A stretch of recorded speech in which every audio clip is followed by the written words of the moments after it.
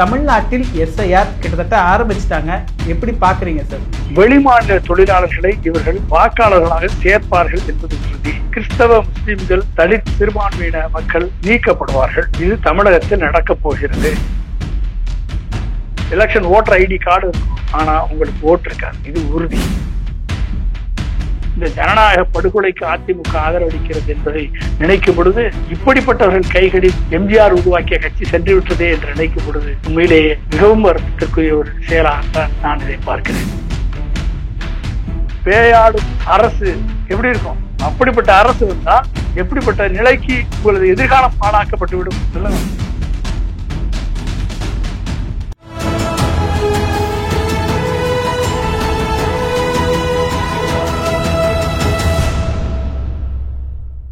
தமிழ் நிறம் நேயர்களுக்கு வணக்கம். இன்று நம்மிடையே அரசியல் விமர்சகர் திரு பொன்ராஜ் சார் அவர்கள் இணைந்துள்ளார். சார் வணக்கம் சார். வணக்கம்பா.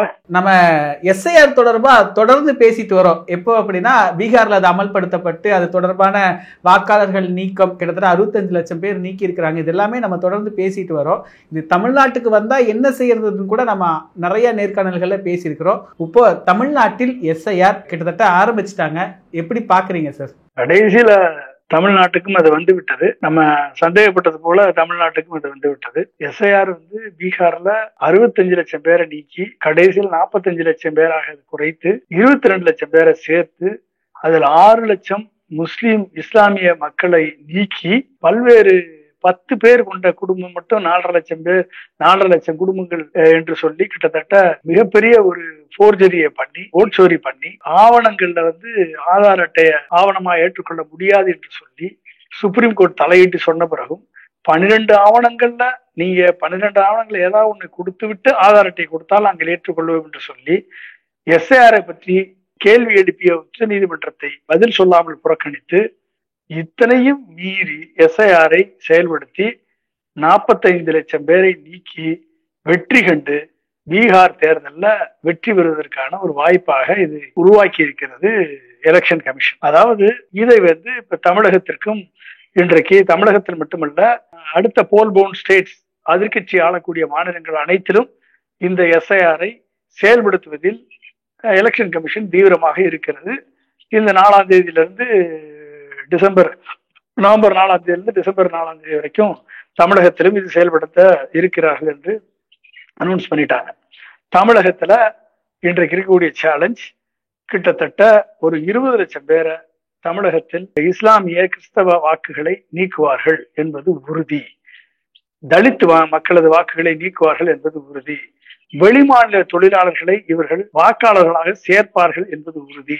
எங்கு சேர்ப்பார்கள்? எங்கெல்லாம் பிஜேபி, அதிமுக கூட்டணி இணைந்து 5% கீழே இருக்கிறார்களோ அங்கெல்லாம் இந்த புது வாக்காளர்கள், பீகார் வாக்காளர்கள் சேர்க்கப்படுவார்கள். அங்கெல்லாம், அந்த இடத்திலெல்லாம் கிறிஸ்தவ, முஸ்லிம்கள், தலித் சிறுபான்மையின மக்கள் நீக்கப்படுவார்கள். இது தமிழகத்தில் நடக்கப் போகிறது. டிராப்ட் வாக்காளர் பட்டியல் வெளியிடும் பொழுது ஒரு லிஸ்ட் இருக்கும், ஃபைனல் வாக்காளர் வெளியிடும் பொழுது இன்னொரு லிஸ்ட் இருக்கும். உங்ககிட்ட எலெக்ஷன் ஓட்டர் ஐடி கார்டு இருக்கும், ஆனா உங்களுக்கு ஓட்டு இருக்காது. இது உறுதி. எப்படி இந்த பீகாரில் இந்த ஜனநாயக படுகொலை அரங்கேற்றப்பட்டதோ அதே மாதிரியான படுகொலை இங்கும் அரங்கேற்றப்படும் என்பதில் எந்த விதமான மாற்றமும் இல்லை. எனவே இதுல எந்த விதமான டவுட்டும் கிடையாது. நீ சர்வகட்சி கூட்டம் போடுங்க, எதிர்கட்சிகள் கூட்டம் போட்டு தீர்மானம் போடுங்க, நீங்க கோர்ட்டுக்கு போங்க, எங்க போனாலும் கோர்ட்டு நாங்க தான், தீர்மானம் போட்டாலும் நாங்க தான், என்ன பண்ணாலும் உங்களால ஒண்ணும் செய்ய முடியாது என்ற நிலைக்கு இன்றைக்கு எஸ்ஐஆரும் இசிஐயும் செயல்பட்டு கொண்டிருக்கிறது. இதில் பீகாரில் இவர்கள் செயல்பாடு எவ்வளவு பட்டவர்த்தனமான ஜனநாயக படுகொலை என்பது நிரூபிக்கப்பட்ட பின்பு இன்றைக்கு இது வெளிப்படையாக தெரிகிறது. எனவே நான் ஒரு சின்ன சம்பவத்தை நிறைவு கூற விரும்புகிறேன். நான் ராஷ்டிரபதி பவன்ல டைரக்டர் டெக்னாலஜி இன்டர்ஃபேஸாக டாக்டர் அப்துல் கலாம் அவர்கள் இருக்கும் பொழுது, 11வது குடியரசுத் தலைவராக அவர் இருக்கும் பொழுது நான் அங்க ஒர்க் பண்ணும் பொழுது அங்கே ஒரு கேலியாக ஒரு விஷயத்தை சொல்லுவார்கள். நடந்த சம்பவம் என்ன சம்பவம் அப்படின்னா, அங்க சங்கர்தயாள் சர்மா ஜனாதிபதியாக இருக்கும் பொழுது அவர் மத்திய ஒன்றிய அரசின் மீது ஒரு அதிருப்தியை தெரிவித்து ஒரு பிரஸ் மீட் கொடுக்க வேண்டும் என்று பிரஸை அழையுங்கள், நான் பிரஸிடம் பேச வேண்டும் என்று சொல்லியிருக்கிறார். உடனே president, secretary to the president, press secretary எல்லாரும் கண்டிப்பாக சார் பிரஸை கூப்பிடுறோம், இத்தனை மணிக்கு பிரஸ் மீட்டிங் ஏற்பாடு செய்தாகிவிட்டது, நீங்க பிரஸ்ல என்ன வேணாலும் சொல்லலாம் சார், ஆனா பிரஸ் ரிப்போர்ட் இஸ் ரெடின்னு சொன்னாங்க. பிரஸ் ரிப்போர்ட் இங்க இருக்கு, நீங்க பிரஸ் மீட்ல என்ன வேணாலும் பேசுங்க, ஆனா ரிப்போர்ட் இங்க இருக்கு, இதுதான் வெளிவரும் என்று சொன்னார்கள். அதுபோல நீங்க என்னதான் நீங்க எலெக்ஷன் மேனிஃபெஸ்டோ அனௌன்ஸ் பண்ணுங்க, சோப் அனௌன்ஸ் பண்ணுங்க, 200 யூனிட் மின்சாரம் ஃப்ரீன்னு சொல்லுங்க, 30,000 ரூபாய் ஜீவிகா கம்யூனிட்டி மொபைலைசர்ஸுக்கு 30,000 ரூபாய் கொடுக்குறேன், மாசம் 30,000 ரூபாய் வரும் சம்பளம் கொடுக்குறேன்னு சொல்லுங்க, இன்ட்ரெஸ்ட் ஃப்ரீ லோன் கொடுக்குறேன் செல்ஃப் ஹெல்ப் குரூப்புக்குன்னு சொல்லுங்க, ஸ்காலர்ஷிப் கொடுக்குறேன்னு சொல்லுங்க, ரிசர்வேஷன் கொடுக்குறேன்னு சொல்லுங்க, என்ன வேணாலும் சொல்லுங்க, ஆனா ரிசல்ட் இந்த இருக்கு. அதுக்கு எஸ்ஐஆர் இருக்கு, இவிஎம் இருக்கு, எலெக்ஷன் கமிஷன் இருக்கு. நீங்க என்ன வேணாலும் சொல்லுங்க, ரிசல்ட் தான் இருக்கு. அதேதான் தமிழகத்திற்கும். நீங்க என்ன வேணாலும் தீர்மானம் போடுங்க, என்ன வேணாலும் கண்டன அறிக்கை விடுங்க, அனைத்து கட்சி கூட்டம் கூடுங்க, ஆனா ரிசல்ட் தான் இருக்கு, எஸ்ஐஆர் இருக்கு. 20 லட்சம் பேரை தமிழகத்தில் நீக்கப்படுவார்கள், குறைந்தது 20 லட்சம் பேர் நீக்கப்படுவார்கள், 20 லட்சம் பேர் 30 லட்சம் பேர் சேர்க்கப்படுவார்கள். இது அத்தனையும் லிஸ்ட் அமித்ஷாட்ட இருக்கு, எந்த பூத்துல ஜெயிக்கணும்ன்ற லிஸ்ட் அமித்ஷாட்ட இருக்கு. கண்டிப்பாக நீங்க என்னதான் பண்ணாலும் 2026ல நீங்க எலெக்ஷன் நடத்துங்க, நீங்க நல்ல ஆட்சி நடத்துங்க, மக்களுக்கு நல்ல திட்டங்கள் சொல்லுங்க, ஆனா இந்த இருக்கு ரிசல்ட் என்று சொல்வதற்கு எஸ்ஐஆர் வந்துவிட்டது. இதை முழுவதுமாக தடுக்க வேண்டும் என்று சொன்னால் தீர்மானம் போடுவதனால் வெற்றி பெற முடியாது. போராட்டம் வெறும் அந்தந்த மாநிலங்களிலே எதிர்ப்புகளை தெரிவிப்பதனால் வெற்றி பெற முடியாது. இந்தியா பிளாக் என்ற கட்சி உண்மையிலேயே இந்தியா முழுமைக்கு இருக்கும் என்றால் கண்டிப்பாக மிகப்பெரிய ஒரு போராட்டத்தை முன்னெடுக்க வேண்டும், பாரத் பந்தை நடத்த வேண்டும்.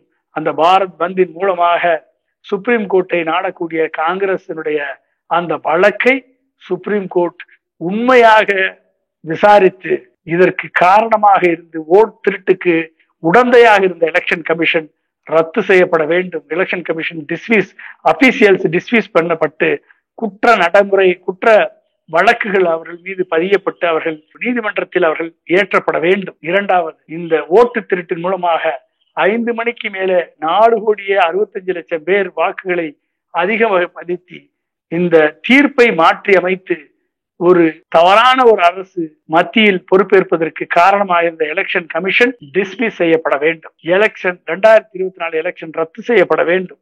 இந்த election commission of India election கமிஷனரை தேர்ந்தெடுக்கக்கூடிய அந்த உரிமையை மீண்டும் ரீஸ்டோர் பண்ண வேண்டும். Chief justice of India, prime minister and opposition leader 3 பேர் தான் தேர்ந்தெடுத்தால் தான் செல்லும் என்ற நிலை மீண்டும் ஏற்படுத்தப்பட வேண்டும். 2024 பின்பு நடந்த அனைத்து தேர்தல்களும் ரத்து செய்யப்பட வேண்டும். 100% விவிபேட் ஸ்லிப்பை எண்ணித்தான் இனிமேல் முடிவுகள் அறிவிக்கப்பட வேண்டும் என்ற நிலை ஏற்படுத்தப்பட வேண்டும். இதை ஏற்படுத்துவதற்கு சுப்ரீம் கோர்ட்டிற்கு சோமுட்டவாக இந்த கேஸை எடுத்து தைரியமாக விசாரித்து அவர்கள் தீர்ப்பு சொல்லக்கூடிய நிலையை பாரத் பந்தின் மூலமாக உருவாக்கினால் மட்டும்தான் இங்கு நீதி கிடைக்குமே ஒழிய தமிழக அரசு எதிர்க்கட்சி ஆளக்கூடிய மாநிலங்கள் அந்தந்த மாநிலங்களிலே தீர்மானம் போடுவதாலோ அனைத்து கட்சி கூட்டம் கூட்டுவதாலோ இது நடந்து விடாது. அதிமுக இதை ஆதரிப்பதிலிருந்தே தெரிகிறது. 20 லட்சம் கிறிஸ்தவ முஸ்லிம் சிறுபான்மை வாக்குகள் நீக்கப்பட்டால் அதிமுக வெற்றி பெற்றுவிடும், இந்த தலித் வாக்குகள் நீக்கப்பட்டால் அதிமுக வெற்றி பெற்றுவிடும் என்ற நப்பாசையுடன் இந்த ஜனநாயக படுகொலைக்கு அதிமுக ஆதரவளிக்கிறது என்பதை நினைக்கும் பொழுது இப்படிப்பட்டவர்கள் கைகளில் அதிமுக சென்று விட்டதே, எம்ஜிஆர் உருவாக்கிய கட்சி சென்று விட்டதே என்று நினைக்கும் பொழுது உண்மையிலேயே மிகவும் வருத்தத்திற்குரிய ஒரு செயலாகத்தான் நான் இதை பார்க்கிறேன். சார், இப்ப நீங்க சொல்ற மாதிரி இது மிகப்பெரிய அளவுல ஒரு எழுச்சி ஒரு போராட்டமா இருந்தா மட்டும்தான் தடுக்க முடியுமா சார்? இப்போ ஒரு காமன் மேன் என்னுடைய வாக்கு பறிபோக போகுதுன்னு அவனுக்கு கண்ணு முன்னாடி தெரியுது அப்படின்னா எப்படி இதை எதிர்கொள்ள முடியும் சார்? இங்க இருக்கிற கட்சிகளும் சரி அரசும் சரி இந்த எஸ்ஐஆரை என்ன விதத்துல எதிர்கொள்ளலாம் இந்த பெரிய அளவிலான போராட்டம் தவிர்த்து? அதை தவிர்த்து நீங்க வரல சொல்லிட்டே இருக்கலாம், உங்க பிரச்சனை உங்களை நீக்கிடுவாங்க. நீங்க வீட்டுல இல்ல, நீங்க வெளியூர் போயிருப்பீங்க, இல்லைன்னா நீங்க வேலை நிமித்தமா நீங்க சென்னையில இருக்கீங்க, உங்களை நீக்கிடுவாங்க. உங்க ஊர்ல ஓட்டு உங்க ஊர்ல இருக்கும், உங்களை நீக்கிடுவாங்க. நீக்கின பிறகு நீங்க அப்ஜெக்ஷன் ரைஸ் பண்ணுவீங்க. அந்த அப்ஜெக்ஷன் ரைஸ் பண்ண அப்ஜெக்ஷனுக்கு பதில் வராது, எலெக்ஷன் கமிஷன் பதில் சொல்லாது. நீங்க எத்தனை பேர்கிட்ட பெட்டிஷன் போட்டாலும் பதில் வராது. டிராப்ட் ஓட்டர் ஜாபிதா வரும், உங்க பேர் இருக்காது. ஃபைனல் ஓட்டர் ஜாபிதா வரும், உங்க பேர் இருக்காது. நீங்க ஓட்டர் உங்களுக்கு கிடையாது, முடிஞ்சு போச்சு. இது மாதிரி 20 லட்சம் பேரை நீக்கினா நீங்க என்ன பண்ணுவீங்க? என்ன பண்ணுவீங்க? இதை கேட்பதற்கு நாதி கிடையாதுங்க, கேட்பதற்கு நீதிமன்றம் வராது, எலெக்ஷன் கமிஷன் நம்புன்னு சொல்லும். உங்களை நம்ப சொல்லும். அப்ப நீங்க என்ன பண்ணுவீங்க? எல்லாமே கரெக்ட் ஆகி போச்சா, எல்லாமே அடிமையாகி போச்சா, அப்புறம் எப்படி நீங்க வந்து யாரை நம்பி இங்க ஜனநாயக கண்ணு முன்னால பீகார்ல நடந்துருச்சு இந்த படுகொலை. 45 லட்சம் பேரை நீக்கிட்டானே, எப்படி நீக்குவாங்கன்றதை நாங்க டெமான்ஸ்ட்ரேஷன் பண்ணி விலைக்கு காமிச்சோம்ல செப்டம்பர் 23 அதை தானே ஆனந்த்ல வந்து 80 ரூபா கொடுத்து 6018 பேரை நீக்கிருக்கான் அப்படின்றத ராகுல் காந்தி ப்ரூவ் பண்ணாரா இல்லையா? ராகுல் காந்தி ப்ரூவ் பண்ணியாச்சு, நாங்க ப்ரூவ் பண்ணிருக்கோம். ஒட்டுமொத்தமா ஓட்சோரி நடந்திருக்குன்றது மக்கள் மத்தியில ப்ரூவ் ஆயிருக்கு. இந்த டேட்டா எல்லாமே எலெக்ஷன் கமிஷன் கொடுத்த டேட்டா வச்சுதான் இதை ப்ரூவ் பண்ணிருக்காங்க. இத்தனைக்கு மேல எஸ்ஐஆர் நடக்குது, எஸ்ஐஆர் எல்லா மாவட்டத்திலும் இம்ப்ளிமெண்ட் பண்றானே, இதை உங்களால தடுக்க முடிஞ்சதா? பீகார்ல தடுக்க முடிஞ்சதா? பீகார் பேரணி நடத்துறாங்க, இங்க இருந்து தமிழக முதல்வர் சென்றால் தடுக்க முடிஞ்சதா? முடியல. அதுதான் நான் சொல்றேன். நீங்க அங்க ஒண்ணு இங்க ஒண்ணு நீதிக்கு ரியாக்ஷன் நடத்தினா இங்க ஜெயிக்க முடியாது சார். ஒட்டுமொத்த இந்தியாவும் ஹால்ட் பண்ணணும், அறப்போராட்டத்தின் மூலமா ஹால்ட் பண்ணணும். சுப்ரீம் கோர்ட் வந்து நிலைமை ரொம்ப மோசமா போயிட்டு இருக்கு, மக்கள் இனிமேலும் மக்கள் பொறுத்து கொள்ள மாட்டார்கள் என்ற நிலை ஏற்படணும். சுப்ரீம் கோர்ட் சோமுட்டாவா தலையிடும், இறங்கி அடிக்கணும். அப்பதான் நீதி நிலைநாட்டப்படும். மக்கள் போராட்டத்தின் மூலமா தான் விவசாய பில்லு 2020 வித்ரா பண்ணப்பட்டது. மக்கள் போராட்டத்தின் மூலமா தான், ஒரு லாரி டிரைவர்கள் போராட்டத்தின் மூலமா தான் லாரி டிரைவர்களுக்கு அகைன்ஸ்டான பில்லு சட்டம் நிறுத்தி வைக்கப்பட்டது. அப்ப மக்கள் போராடாம நீங்க உட்கார்ந்து இருந்தீங்கன்னா உங்க ஓட்டு இருக்காது சார். நீங்க எந்த நோக்கத்திற்காக நீங்கள் வாக்களிக்கிறீங்களோ, ஜனநாயக உரிமை, ஜனநாயக ஆட்சி, மக்களாட்சியினுடைய அடிப்படை உரிமை வாக்குரிமை, அந்த வாக்குரிமை பறிக்கப்படும் பொழுது நீங்கள் தூங்கி கொண்டிருந்தீர்கள் என்று சொன்னால் பேயாடும் அரசு எப்படி இருக்கும்? அப்படிப்பட்ட அரசு வந்தால் எப்படிப்பட்ட நிலைக்கு உங்களது எதிர்காலம் பாழாக்கப்பட்டு விடும் சொல்லுங்க. பேயாடும் அரசு வந்தால் பிணம் தின்னும் தாத்திரங்கள் சொல்லியிருக்கான். அப்படிப்பட்ட நிலைக்கு ஏற்பட்ட பின்பு நீங்க வருந்தி பயனில்லை, கோர்ட்டுக்கு போய் பயனில்லை. ஆட்சி தொடரும், ஆட்சி மாறும். தமிழகம் இதுவரை கண்டறிந்த வளர்ச்சி, தமிழகம் இதுவரை அச்சீவ் பண்ண சாதனை அனைத்து முறியடிக்கப்பட்டு 30 ஆண்டுகளுக்கு பின்பு 40 ஆண்டுகளுக்கு பின்பு புறந்தள்ளப்படும். தமிழக கோயில்கள் சூறையாடப்படும், தமிழகத்தில் சமஸ்கிருதம் திணிக்கப்படும், குலக்கல்வி கொண்டு வரப்படும், இந்தி திணிக்கப்படும், தமிழ் அழிக்கப்படும், வெளி மாநிலத்தவர்கள் இங்கு அதிகமாக பணியமர்த்தப்படுவார்கள். ஜிஎஸ்டி கட்டாம ஏமாற்றிக் கொண்டிருக்கக்கூடிய குஜராத் முதலாளிகள் இங்கு வந்து ஆட்சி செய்வார்கள், நம்மளுக்கு அறிவுரை சொல்வார்கள். சாதாரண வியாபாரிகள் நடுத்தரவுக்கு வர வேண்டிய நிலை ஏற்படும். எதிர்கால தமிழகத்தினுடைய ஒட்டுமொத்த நிலையும் இன்றைக்கு அடகு வைக்கப்படும். அதற்கு பின்பு நீ வருந்தி என்ன பயன்? தமிழ்நாட்டில் இருக்கக்கூடிய இளைஞர்கள் எல்லாம் நீ துபாய்க்கும் குவைத்துக்கும் ஒட்டகம் வைக்க அனுப்ப வேண்டியதான், இல்லைன்னா எண்ணெய் கிணறு தோண்ட அனுப்ப வேண்டியதான், 50 டிகிரி வெயில்ல போய் கட்டிட தொழில்கள் பார்க்க அனுப்ப போக வேண்டியதான். இங்க தமிழகத்தில் காட்டு மிராண்டிய ஆட்சி வந்தால் அதற்கு காரணமாக இது இருக்கும். இது தமிழ்நாடு மட்டுமல்ல, 20 ஆண்டுகள் 30 ஆண்டுகள் ஆட்சி செய்த பிஜேபி இரட்டை இன்ஜின் சர்க்கார் ஒரு மாநிலம் உருப்பட்டதாக வரலாறு சார். கிட்டத்தட்ட முதலமைச்சர் அவர்கள் இது ஒரு சதினே சொல்லிட்டாரு. அதே சமயம் நயினா நாகேந்திரன் அவர்கள் அதுக்கு ஒரு ரிப்ளை கொடுக்கிறாரு, திமுக தோல்விக்கான காரணத்தை இப்பவே சொல்றாங்க அப்படின்னு சொல்றாரு. அப்ப உறுதி ஆயிருச்சா சார்? இவங்க எஸ்ஐஆர் மூலியமா மறைமுக திட்டம் கூட நம்ம இப்ப சொல்ல முடியாது, நேரடியாவே திமுகவை தோற்கடிக்கிறதுக்கான ஒரு வழிமுறைகள் அப்படின்னு எடுத்துக்கலாமா சார்? இது ஒரு பாஜகவுடைய திட்டம்னு எடுத்துக்கலாமா? ஆமாங்க, திட்டம் தாங்க. நீங்க என்னங்க, நீங்க வந்து விஜய் வந்து கொலைகேஸ்ல மாட்டி விட்டு சிபிஐல கொண்டாந்து மாட்டிட்டாங்க. இப்ப விஜய் வந்து எங்க பக்கம் சேர்ந்துட்டாருன்னா விஜய்க்கு வந்து 23% இருக்குன்னு சொல்லி எவனோ ஒருத்தன் பிம்பத்தை கிரியேட் பண்ணி வச்சிருக்கான். போதுமா? 39% வாக்கு இருக்கு என்று சொல்லி அமித்ஷா வந்து தூத்துக்குடியில வந்து பூத் கமிட்டி, தூத்துக்குடியும் திருநெல்வேலியும் வெள்ளத்தில் சீரழிந்த போது வராத மோடியும் அமித்ஷாவும், வெள்ளத்தில் சீரழிந்த போது ஒரு பைசா கூட கொடுக்காத மோடியும் அமித்ஷாவும், நேற்று நடந்த புயலுக்கு ஆந்திரா பாதிக்கப்பட்டால் நாங்கள் உடனடியாக உதவி செய்வோம் என்று சொல்லக்கூடிய மோடியும் அமித்ஷாவும், பூத் கமிட்டிக்கு வந்து 39% எங்களுக்கு இருக்கிறது என்று சொல்லி புலகாங்கிதம் அடைந்த அமித்ஷா, அண்ணா திராவிட முன்னேற்ற கழகம் பிஜேபி இணைந்தால் 39% என்று புலகாங்கிதம் அடைந்த அமித்ஷா இன்றைக்கு கிரவுண்ட் ரியாலிட்டி 23% கூட இல்லை என்ற நிலை ஏற்பட்டிருக்கிறது.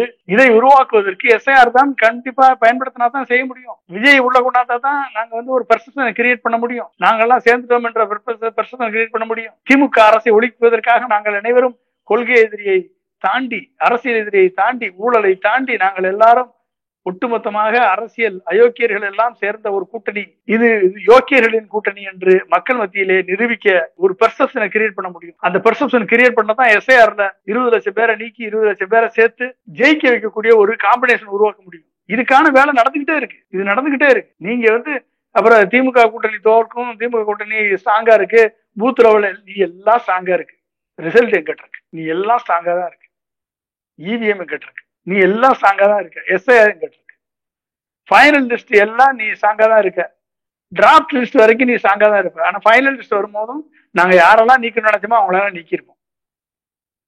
கிறிஸ்தவ முஸ்லிம் சிறுபான்மை மக்கள் நீக்கப்படுவார்கள், திமுகவுக்கு ஆதரவாக இருக்கக்கூடிய தலித் மக்கள் நீக்கப்படுவார்கள். திமுக ஆதரவு இருக்கக்கூடிய அனைத்து வாக்குகளும் நீக்கப்படும். ஓட்டர் ஐடி ஒன்று இருக்கும், நீ ஓட்டு போட முடியாது. என்ன பண்ணுவீங்க?